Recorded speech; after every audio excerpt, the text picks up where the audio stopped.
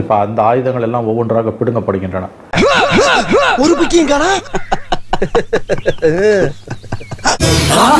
We என்றால் உருட்டு.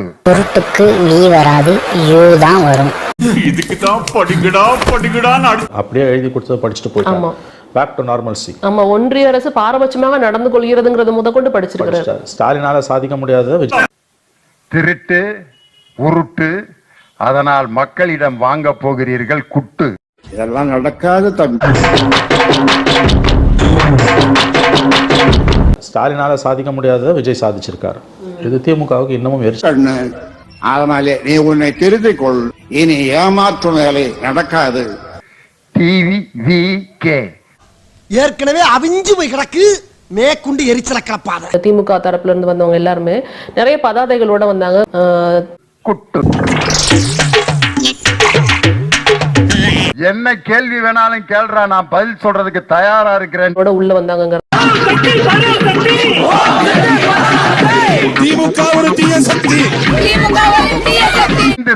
சந்திக்கிறானோ அவன் தான் இந்த நாட்டுக்கு தலைவராக இருப்பதற்கு தகுதியானவர். பிரஸ் மீட் கொடுக்கணும்னு ஏதாவது சட்டத்துல இருக்கு. கருப்பு பேட்ஜ் அணிஞ்சிட்டு வந்தாங்கங்கறத பார்க்க முடியுது. தயவு செஞ்சு வாயை தரங்க சிஎம் சார், பதில் சொல்லுங்க சிஎம் சார் அப்படிங்கிறதுக்காக தான் இன்னைக்கு இந்த பேட்ஜை நாங்க அணிந்து கொண்டு வந்திருக்கிறோம். தண்டிச்சிருவோம், போய் நின்று மறியல் பண்ணிடுவோம். ஜெயலலிதா வாரம் பேட்டி கொடுத்தாங்களா? சரி, ஸ்டாலின் டெய்லி பேட்டி கொடுத்தாரு, நீங்க ஆட்சி உட்கார வச்சிட்டீங்களா? யாரும் பேச மாட்டாங்க. அது முடிஞ்ச பிறகு கண்டிப்பா முதல்வர் வந்து எப்ப உரை பதில் உரை இருக்குமோ அன்னைக்கு முதல்வர் பேசுவார். முதல்ல அதை தெரிஞ்சுக்கிட்டு சட்டசபை வர சொல்லுங்க உதயநிதி. வாய திறங்க சிஎம் சார்னா திறந்தா தான் ஏதாவது வந்துருது அவருக்கு. நல்லா வந்துரும் பாத்துக்குங்க. அது தோல்வி கொடுத்த வலி இன்னமும் ஆறல, அந்த ரணம் இன்னமும் போல. வெற்றி பெற்ற விஜயை பார்த்து திமுகவின் பொறாமை. ரொம்ப லூசு சார்.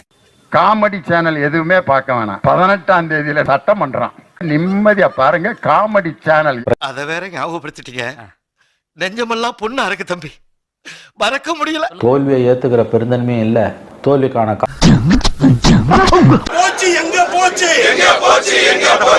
என் தம்பி கலைஞருடைய பேரன் உதயநிதி இல்ல. அட அறிவிட்டன உங்களுக்கு, உனக்கு ஒண்ணுமே தெரியலையா? உனக்கு திருச்சியில வந்து பேசும்போது விஜய் சொன்ன மாதிரி ஸ்டாலின் சார் தோல்விக்கான காரணம். ஸ்டாலினுடைய கேள்விகளுக்கு பதில் சொல்ல முடியாமல் என்ன சொன்ன கொஞ்சம் பாரு. யாரா அந்த பிச்சைக்கார பசங்க? விஜய் முதலமைச்சரானது இன்னமும் திமுகவால் ஜீரணிக்க முடியவில்லை. அடிவயிறு பற்றி எரிகிறது. லூசுங்களா? எங்க போனாலும் எல்லாரும் என்ன பேசுறாங்க, எப்படி ராமாப்ல வயிறு எரியாதீங்கடா, இது ரொம்ப சின்ன விஷயம்டா, நான் ஸ்பெஷல் ஐட்டம் ஒண்ணு வச்சிருக்கேன்டா. வேற அவங்க தலைவரே தோத்து போயிருக்காரு. இதெல்லாம் நாங்கெல்லாம் சூரியனுக்கு தாண்டா போட்டோம். நீயே சூரியன், நீயே சூரியன். ஒரு மனுஷன் போய் பேசலாம். இப்ப கொஞ்ச நேரத்துல இப்படியே போச்சுன்னா நாங்க ஸ்டாலின் வந்த முதல் ஒரு மாசம் இப்படிதான் நடந்துக்கிட்டீங்களா? அப்ப மட்டும் கொலை நடக்கல, பாலியல் வன்புணர்வு நடக்கலையா? இல்ல எடப்பாடி பீரியட்ல இப்படிதான்? எப்படா நெஞ்சில கொஞ்சம் கூட ஈரம் இல்லாம இவ்வளவு பெரிய பொய் சொல்ற? யாரா அப்புறம் விசில் போட்டது அப்படின்னா எவனுமே ஒத்துக்க மாட்டேங்கிறான். கலைஞர் உயிரோட இருந்த வரைக்கும் கலைஞரும் ஸ்டாலினும் ஏதாவது ஒரு பிரச்சனைல ஸ்டேட்மெண்ட் ஒன்னா கொடுத்துருக்காங்களா? ஒரே நேரத்துல அப்பா புள்ள தங்கச்சி 3 பேரும் அறிக்கை கொடுக்குறாங்க. யாருமே இது வரைக்கும் நாங்க அதுக்கு போட்டோன்ட்டு ஒருத்தனாவது சொல்லுவாங்கன்னு நான் பாக்குறேன். ஒருத்தரையும் காணோம். நீ இப்படி நம்பிக்கை இல்லன்னு சொல்லுவேன்னு தெரிஞ்சுதான் அந்த காலத்துல எப்ப கொடுத்துருக்காங்க? வைத்தறிச்சலின் உச்சத்துல பேசிக்கிறீங்க நீங்க. இல்ல கிடைக்காது. உனக்கு போய் ஓ வேற என்னவோ அதை பாரு. நீ கொடுத்திருந்தாதான் நான் பண்ணிருப்பேன்ல. தென்னை மரத்துல போட்டுக்கணா. கம்பீர கலைஞர் எங்கள் கருணாநிதி.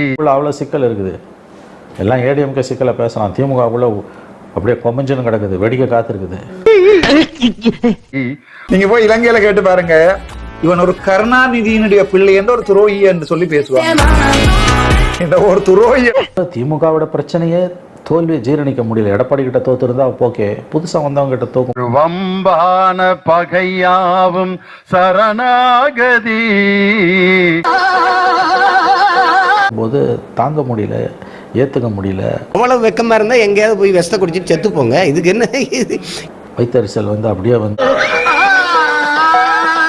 கம்பீர கலைஞர் எங்கள்